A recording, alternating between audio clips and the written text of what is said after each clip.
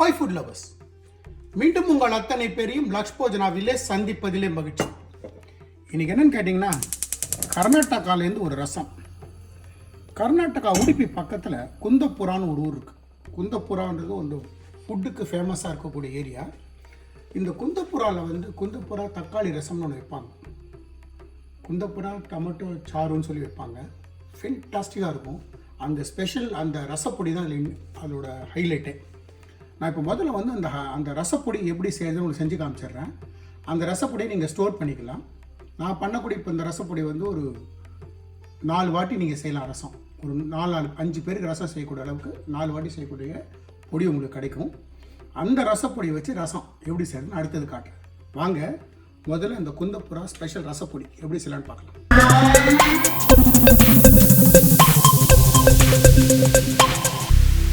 நான் ஒரு இரும்பு கடாய் வச்சுருக்கேன். ஸ்டவ் ஆன் பண்ணியிருக்கேன்.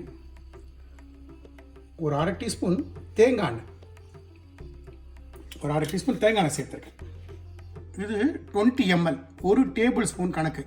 இந்த மெஷர்மெண்ட்டில் தான் நான் எல்லாமே எடுத்துகிட்டு இருக்கேன். இன்க்ரீடியன்ஸ் எல்லாமே. முதல்ல 1 டேபிள் ஸ்பூன் வெந்தயம். ஃப்ளேமை கம்ப்ளீட்டாக லோக்கு கொண்டு போயிடுங்க. லோ ஃப்ளேமில் இந்த வெந்தயத்தை ஃபஸ்ட்டு நல்லா வறுங்க. வெந்தயம் நல்லா பொரியணும். அதே அந்த டேபிள் ஸ்பூனில் 1.5 டேபிள் ஸ்பூன் தனியா.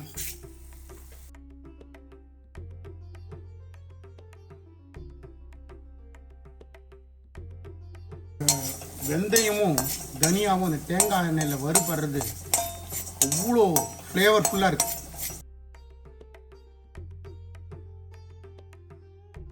அதே மெஷர்மெண்ட்டில் 2 டீஸ்பூன் ஜீரகம். அவங்கள பொறுத்த மட்டுக்கும் இந்த ரசத்துக்கு அவங்க மிளகு சேர்க்க மாட்டாங்க, ஜீரகம்தான்.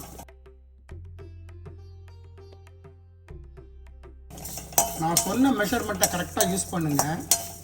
உண்மையிலே சொல்கிறேனே, அந்த ரசப்பொடி அவ்வளோ நல்லா ஃப்ளேவர்ஃபுல்லாக இருக்கும். உங்களுக்கு டிஃப்ரெண்ட்டான ஒரு எக்ஸ்பீரியன்ஸ் கிடைக்கும். நான் ஒரு 12 பேடிகை சில்லி, இந்த பேடிகை இதை என்ன பண்ணியிருக்கேன், கட் பண்ணியிருக்கேன்.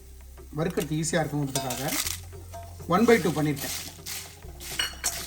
அதையும் இதில் சேர்த்து வறுத்துருங்க.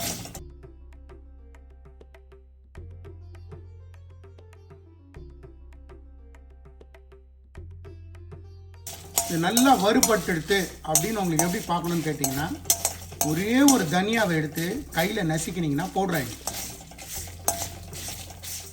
அப்போது கரெக்டாக எல்லாம் வறுபட்டுருக்குன்னு அர்த்தம். நான் உங்களுக்கு காட்டுறேன் பாருங்கள், வறுத்துட்டு காட்டுறேன் பாருங்கள். இப்போது நான் வறுத்துருக்கேன். ஒரே ஒரு தனியாக எடுத்து காட்டுறேன் பாருங்கள். எப்படின்னீங்கன்னா பவுடர் ஆகிடும். பார்த்தீங்களா, பவுடர் ஆகிடுது. அந்த ஸ்டேஜ் வரைக்கும் வறுத்துட்டு ஸ்டவ் ஆஃப் பண்ணிட்டு ஜஸ்ட்டு ஒரு 10-12 இலை கருவேப்பிலையும் 1/2 டீஸ்பூன் கடுகு. ஸ்டவ் ஆஃப் பண்ணிட்டு தான் நான் சேர்த்துறேன். இப்போது இதை கம்ப்ளீட்டாக ரூம் டெம்பரேச்சர் வரட்டும். வந்ததுக்கப்புறம் இதை ஒரு ஃபைன் பொடி அரைச்சிடலாங்க. நான் என்ன பண்ணுறேன், இதை ஒரு போலுக்கு மாற்றிடுறேன், சீக்கிரம் மாறுறது.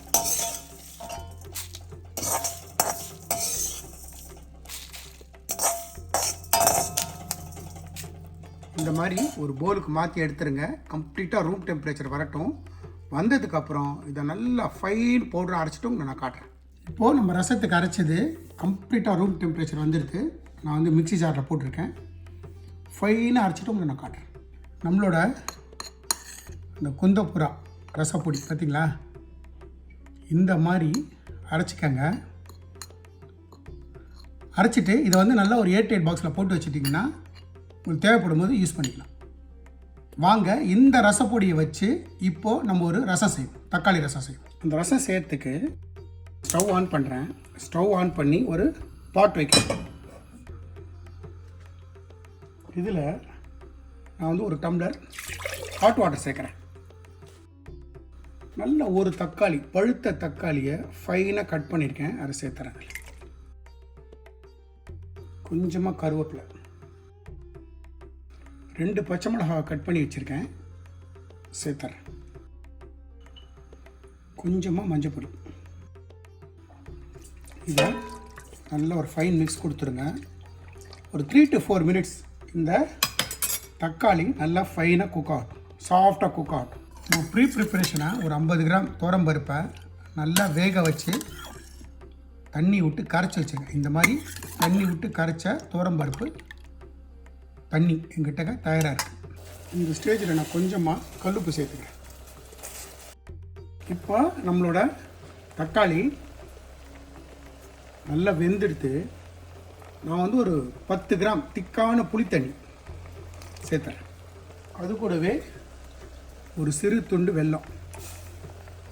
ஒரு நிமிஷம் அந்த புளியோட பச்சை வாசனை போட்டும் ஒரு 2 to 3 மினிட்ஸ் குக் பண்ணி. இப்போ நம்ம புளித்தண்ணி விட்டு ஒரு 5 நிமிஷம் ஆச்சு, பச்சை வாசனை போயிடுத்து. இந்த ஸ்டேஜில் நம்ம இந்த பருப்பு தண்ணியை சேர்த்துறேன். பருப்பு தண்ணியை சேர்த்துட்டு நம்மளோட இந்த பொடி இருக்குல்ல, 1 2 ஸ்பூன் சேர்த்துட்டு நல்லா கலரி விடும். இன்னொரு நான் டேஸ்ட் பண்ணி பார்த்துட்டேன், இன்னொரு 1/4 டீஸ்பூன் உப்பு, கல்லுப்பு. நம்மளோட ரசம் நல்லா கொதிக்குது. எங்கிட்ட 2 டேபிள் ஸ்பூன் தேங்காய் பால் வச்சுருக்கேன், திக்கான தேங்காய் பால் சேர்த்துறேன்.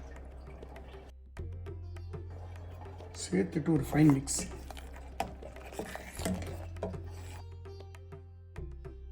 அந்த பக்கம் ரசம் கொதிச்சுட்டு இருக்கு. நான் அந்த பக்கம் நம்ம இந்த ரசத்துக்காக வருத்தோம்ல, அந்த கடாய் வச்சுருக்கேன். கடாய் வச்சுட்டு இது சின்ன ஸ்பூன் 1 டீஸ்பூன் நெய். இந்த ரசத்துக்கு ஒரு தாளிப்பு 1/4 டீஸ்பூன் தேங்காய் எண்ணெய். நம்ம விட்ட எண்ணெய் சுட்டெடுத்து 1/4 டீஸ்பூன் கடுகு சேர்த்துக்கிறேன். கடுகு கிராக்கில் ஆகட்டும். கடுகு கிராக்கில் ஆகிட்டு இருக்கும்போது கொஞ்சமாக ஜீரகம், ஒரே ஒரு காஞ்ச மிளகா கிள்ளி சேர்க்குறேன், கொஞ்சமாக கருப்பு. நான் ஃப்ளேமை ஆஃப் பண்ணிடுறேன். இதுலேயே பெருங்காயத்தூள். நம்மளோட ரசம் தேங்காய் பால் விட்டு கொதிச்சுட்டுருக்கு. நான் ஸ்டவ்வை ஆஃப் பண்ணிடுறேன். ஆஃப் பண்ணிவிட்டு நம்மளோட தாளிப்பை சேர்த்துறேன். மேலே கொஞ்சமாக கொத்தமல்லி,